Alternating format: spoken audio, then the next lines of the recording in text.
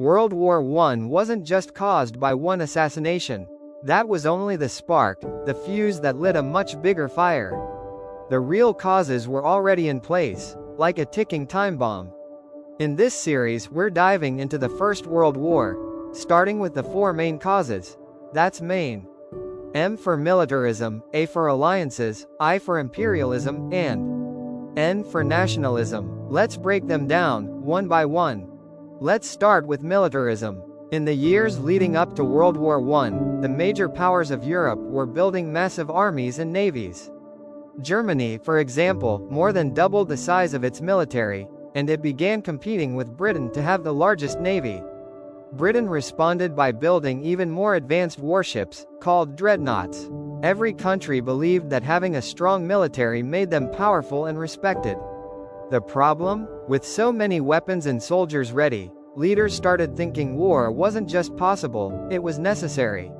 War plans were drawn up. Generals had more influence than politicians. Europe was armed to the teeth and ready to fight. Next is alliances. By 1914, Europe was divided into two major alliance systems. On one side, you had the Triple Entente, France, Russia, and Britain. On the other, the Triple Alliance, Germany, Austria-Hungary, and Italy. As the war progressed, each coalition added new members. These were supposed to be for protection. If one country was attacked, the others would defend it. But in reality, they turned a small regional conflict into a global one. When Austria-Hungary declared war on Serbia, Russia stepped in to protect Serbia. Germany backed Austria-Hungary. France supported Russia. Britain got involved to protect Belgium. Just like a row of dominoes, one country falls, and the rest follow. Now, let's talk about imperialism. At this time, Europe's biggest powers were racing to build empires, especially in Africa and Asia. They wanted more land, more resources, and more global influence. This led to tension and competition between countries. Germany felt it deserved more colonies. France and Britain wanted to protect the ones they had. Even though these conflicts happened outside Europe, they added to the rivalry between the major powers.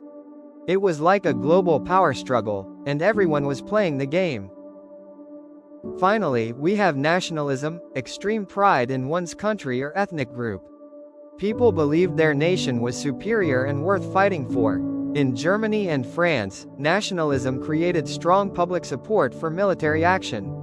But in places like the Balkans, where many different ethnic groups lived under one empire, nationalism caused major problems. Serbs, Bosnians, and others wanted their own countries, free from Austria-Hungary. This is where tensions exploded, and where the assassination of Archduke Franz Ferdinand took place. We'll talk more about that in the next video.